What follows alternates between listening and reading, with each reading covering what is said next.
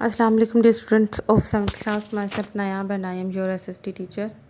Today we will discuss the chapter number 10. So open your books at the page number 47. Here the chapter number is 10, the early Muslims, from the section 2 history. Okay, in this chapter you will learn about the history and synopsis of achievement of the Muslims from 7th century to 16th century. It means आप इस chapter में मुसलमानों के achievements के बारे में सीखेंगे जो कि 7th सेंचुरी से 16th सेंचुरी तक हुई.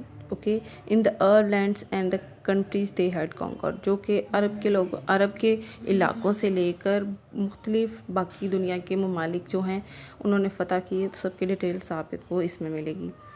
The major expansion took place during the खिलाफत ऑफ हज़रत अली. मेजर एक्सपेंशन मीन्स जो कि ज़्यादातर तुसी हुई थी, जो ज़्यादा फतुहात हुई थी वो हज़रत अली के टाइम में हो चुकी थी. Persia had been conquered to the east, Iraq and Byzantine to the north and to the west Egypt. ये इराक, बैजेंटीन और इजिप्ट भी थे जो उस वक्त फ़तह कर लिए गए थे. इसके बाद हम बात करेंगे जो मुस्लिम ख़ानदान जो उस वक्त पावर में आए उन्होंने कौन कौन से इलाके फ़तह किए. First of all we will talk about the Umayya dynasty. Umayya dynasty came to power in 661. It means start of 7th century under Muawiya ibn Abu Sufyan who was the governor of Syria. Ibn Abu Sufyan was the governor of Syria. He shifted the capital of Damascus, a city of historical importance. उसने जो कि Syria का उस वक्त governor था उसने capital city को change कर दिया on the basis of historical importance. Okay, जो भी एक्शंस यहाँ पे बेसिकली लिए जाते थे उस वक्त वो लर्निंग एजुकेशन के हिसाब से लिए जाते थे. ओके, ये जगह को फ़तह करने के साथ साथ इन लोगों का मकसद था एजुकेशन डेवलपमेंट, चाहे वो कल्चरली हो या एजुकेशन के हवाले से हो. The Umayya period is noted for the expansion of Muslim territories across north Africa, Europe and Asia. जो कि उमैया ख़ानदान है, जो उमैया ख़ानदान का पीरियड जो सारा गुजरा है उनकी एक्सपेंशंस, उनकी मुस्लिम टेरिटरीज़ में जो उन्होंने एडिशन किया था वो North Africa, Europe and Asia का था. Bukhara and Samarkand also became under the Umayya rule. ये दो इलाके भी मुसलमानों के अंडर रूल आ गए थे. Okay, in this picture you can see the Umayya conquers and the Umayya success from 1661 to 750. Okay, Umayya ख़ानदान का जो रूल था वो 17th सेंचुरी के स्टार्ट से लेकर 8th सेंचुरी के मिड तक रहा था. यानी कि 750 means mid of 8th century. Okay, now the Arab conquered Spain and even invaded Islam. मुसलमान अरबों ने ना सिर्फ स्पेन को फ़तह किया बल्कि फ़्रांस पर भी हमला कर दिया. They were defeated at the battle of Tours in 732. लेकिन 732 की जंग में उनको शिकस्त का सामना करना पड़ा. The Muslim presence in Spain became stronger when the Umayyad established their rule. लेकिन उस वक्त मुसलमानों की वहाँ पर मौजूदगी, वहाँ पर मुसलमानों की ताकत ज़्यादा स्ट्रॉन्ग हुई जब उमैया ख़ानदान का रूल कायम हुआ. जब उन्होंने अपना कब्ज़ा इस इलाके पर किया तो मुसलमान ख़ानदान, मुसलमान जो टेरिटरी थी, मुस्लिम रूल जो था वो ज़्यादा स्ट्रॉन्ग हो गया. They made Cordoba their capital and made it one of the finest city in the world. उस वक्त उन्होंने इस जगह को फ़तह करके स्पेन को, कॉर्डोबा को वहाँ का कैपिटल बनाया क्योंकि education, science, medicine, art and culture furnish in Muslim Spain.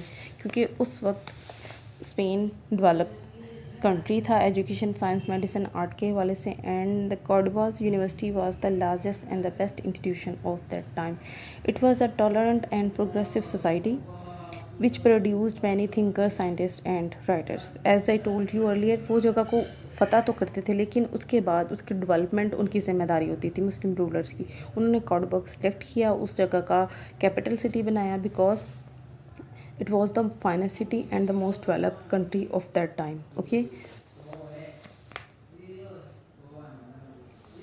इसके बाद हम बात करेंगे 8th सेंचुरी के बाद the Abbasi dynasty. Okay, in the 8th century Abbasi founded the city of Baghdad on the tigris in Iraq and this became their capital. इसके बाद 18th century में उमैया ख़ानदान के बाद अब्बासी ख़ानदान सामने आया. उन्होंने सिटी ऑफ बगदाद को फ़तह किया. इसके बाद उस टिग्रिस इन इराक, जो कि टिग्रिस को उन्होंने उस वक्त का कैपिटल बना दिया. Baghdad gain fame at the most developed culture city in the world. और उस वक्त बगदाद ने दुनिया में सबसे ज़्यादा डेवलप, सबसे ज़्यादा तरक्की याफ्ता और तहज़ीब व सकाफ़त के लिहाज से बहुत ज़्यादा फेमस, उस वक्त का बहुत ही मशहूर शहर था उस वक्त के। ओके, इन इस्लामिक हिस्ट्री अब्बासी period is known as the age of wealth and culture. इस्लामी हिस्ट्री में अगर इस्लामी तारीख़ की बात करें तो अब्बासी दौर जो है वो वेल्थ एंड कल्चर के नाम से जाना जाता है, यानी कि उस वक्त का, यानी कि दौलत और तहज़ीब व सकाफ़त में इस ख़ानदान की वजह से बहुत ज़्यादा डेवलपमेंट हुई। Learning and education in all fields were encouraged. Learning को, एजुकेशन और इसके अलावा बाकी तमाम फील्ड्स में, यानी कि सिर्फ एजुकेशन के हवाले से नहीं, जो इंसान जिस भी इंसान में जो भी हुनर था उसको आगे बढ़ाने के लिए इनकरेज किया गया। जिस इंसान में जो अहलियत थी, जो सलाहियत थी, उसको उसी हिसाब से इनकरेज किया गया। The most important contribution by Arab was in the field of mathematics. सबसे अहम जो कंट्रीब्यूशन था लर्निंग में जो अरब्स का था वो मैथमेटिक्स फील्ड में था। Laying the foundation of modern mathematics, जो कि उन्होंने न्यू मॉडर्न फाउंडेशन जो है मैथमेटिक्स की, न्यू मॉडर्न मैथमेटिक्स की जो फाउंडेशन है वो उस वक्त प्रोड्यूस की थी। वो सारा कुछ जो था नई आने वाली नई नस्लों को वो सारा कुछ इंट्रोड्यूस करवाया था मैथमेटिक्स का नया point of view. Okay, this is all about Abbasi rulers. Now we will talk about the Crusaders and the effect of Crusaders and the Muslim rulers.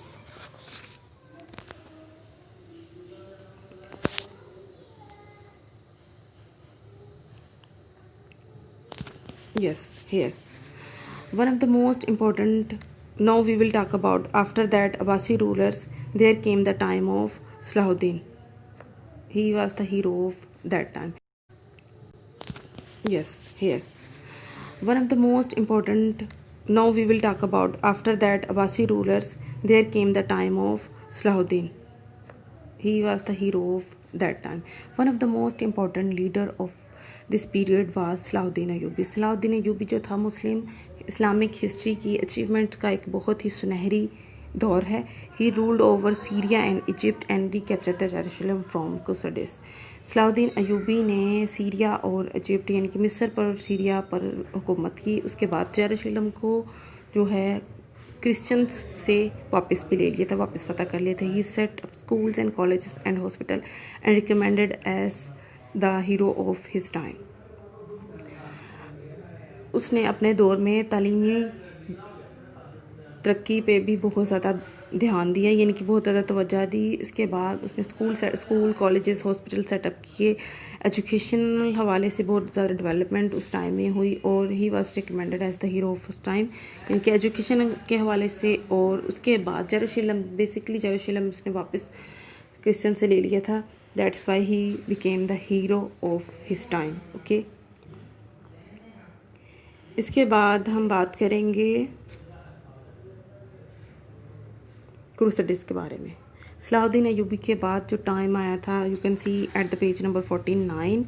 सबसे पहले हमने बात की सलाहुद्दीन अयूबी की, क्योंकि सलाहुद्दीन अयूबी के बाद जो है सलाहुद्दीन अयूबी और क्रूसेडर्स का टाइम बिल्कुल साथ साथ चल रहा था। The period of crusaders start from the 11th to 13th century. The Muslim world was invaded by European crusaders. Muslim दुनिया जो है उस वक्त यूरोपियन क्रूसेडर्स और यूरोपियन क्रिश्चियंस ने उस पर हमलावर हो गए थे। These Christian fighters were called crusaders. इन लोगों को, क्रिश्चियन फाइटर्स को क्रूसेडर्स कहा जाता है। ओके, इसके बाद हम डिस्कस करेंगे effects of crusaders and Muslim rulers. Basically ये जो रूलर्स की बात करें हम, क्रिश्चियन रूलर्स और मुस्लिम रूलर्स, इन लोगों के आपस में इंटरेक्शन से पॉजिटिव डेवलपमेंट, पॉजिटिव चेंजेस भी आए थे। वो क्या थे? Extensive change of knowledge and ideas. इन लोगों ने आपस में नॉलेज एंड आइडियाज़ शेयर किए, एक दूसरे से बहुत कुछ सीखा। मुस्लिम अरब्स ने अपने डिफरेंट कंट्रीज़ को, डिफरेंट जो टेरिटरीज़ को कॉन्कर करते करते, मुख्तलिफ जगह को फ़तह करते, वहाँ की पॉजिटिव चीज़ें अडॉप्ट करते रहे। जहाँ जहाँ तलीम, तहज़ीब व तमद्दुन का और कल्चर के हवाले से जहाँ पर डेवलपमेंट, वो सब कुछ मुसलमानों ने अडॉप्ट किया। और उसके बाद जब क्रिश्चियंस की बारी आई तो उन लोगों ने क्रिश्चियंस को, जो लोग थे, उस टाइम के क्रूसेडर्स थे, उन्होंने मुस्लिम लोगों से क्या सीखा? Learn eagerly from the other civilization. इन लोगों ने एक दूसरे से सिविलाइजेशन सीखी to develop their own knowledge, अपने इल्म को बढ़ाने के लिए। And the European learn from the Arabs, और अरब लोगों ने भी मुसलमानों से बहुत कुछ सीखा। इसके बाद स्टूडेंट्स क्रिश्चियंस के बाद, क्रूसेडर्स के पीरियड के बाद जो हम बात करेंगे at the page number 50, here the other important dynasties during these centuries were. Okay, इस टाइम में जो मेन तो हमने बात कर ली उमैया के बारे में, अब्बासी के बारे में, और सलाउद्दीन अय्यूबी के बारे में, उसके बाद क्रूसेडर्स के बारे में। उसके बाद जो इसके अलावा जो इस टाइम के बहुत ही इम्पॉर्टेंट ख़ानदान थे वो थे फ़ातिमी, सल्जूक, अय्यूबी, ममलूक, ऑटोमैन मतलब उस्मान, मंगोल्स जो थे उस they were for sure the most cruel people of that time. Okay, ये जो ख़ानदान थे ये भी उस टाइम के मोस्ट फेमस ख़ानदान थे। ओके, इसके बाद जो है जो उस्मान सल्तनत उस्मानिया है, इसका रूल इन्होंने तकरीबन 600 साल तक रूल किया। मुस्लिम हुकूमत थी इनकी, ये तुर्क हुकूमत थी, तुर्क लोगों की तर्किश हुकूमत थी। इन लोगों ने तकरीबन 600 साल तक हुकूमत की। इसके इनका स्पेशल इनकी जो मेन फ़ाइट और जंग थी ये मंगोल्स के साथ थी। ओके, ये सारी डिटेल्स हम पहले क्लास में, ऑनलाइन क्लासेस में आप लोगों को डिटेल से मैंने बता दी हैं। ये मंगोल्स का जो लीडर था चंगेज़ ख़ान था, और हलाकू ख़ान, चंगेज़ ख़ान और Hulagu Khan, they were the most cruel people of that time. कोई ये औरतों और बच्चों, मर्दों के साथ साथ औरतों और बच्चों को भी इन्होंने मारने में बिल्कुल पीछे नहीं हटे। ओके, मुसलमानों का था कि बस लड़ाई झगड़ा या जंग होगी तो सिर्फ मर्दों के दरमियान में होगी, लेकिन मंगोल्स ने बच्चों तक को नहीं छोड़ा। Okay, they were the most cruel people of that time. Okay student, this is all about the chapter number 10।